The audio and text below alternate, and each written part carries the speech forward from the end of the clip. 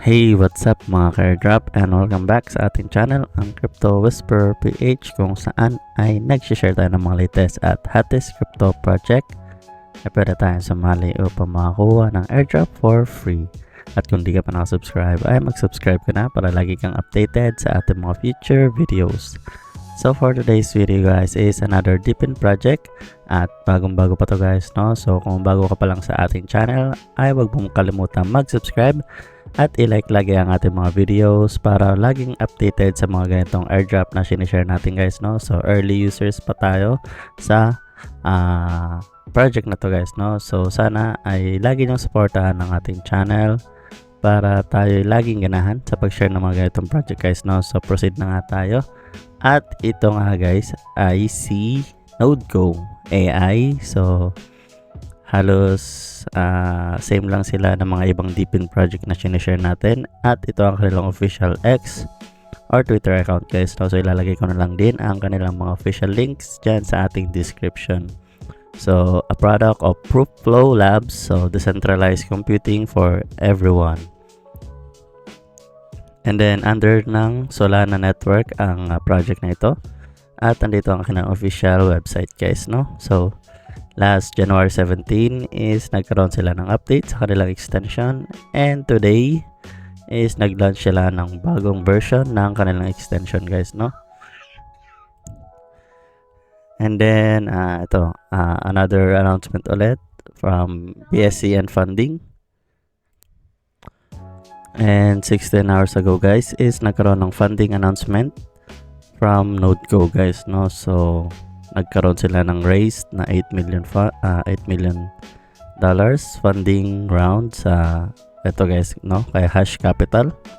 So magandang indication yon para sa project na ito na super early pa lang ay nakakuha na ng ganitong magandang investor guys, no?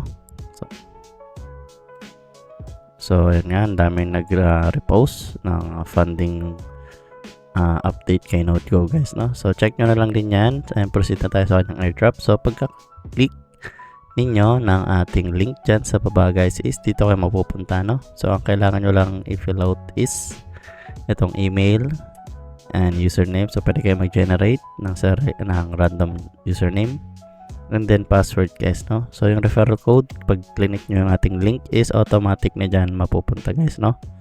So agree lang kayo, pwede kayong dito lang sa terms and condition, and kung ayaw nyo na may mga promotional updates is pwede nyo rin hindi click yan.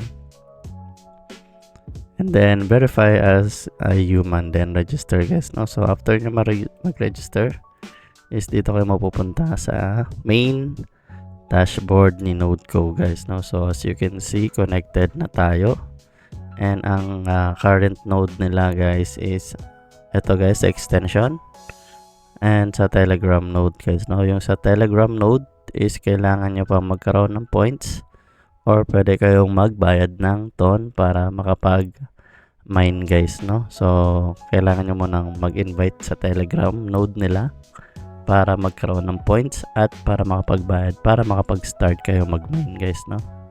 So focus muna tayo dito sa extension nila. So makikita nyo nga dito yung nodes natin is currently isang connected pa lang, and yung other node na yun is from Telegram guys, no?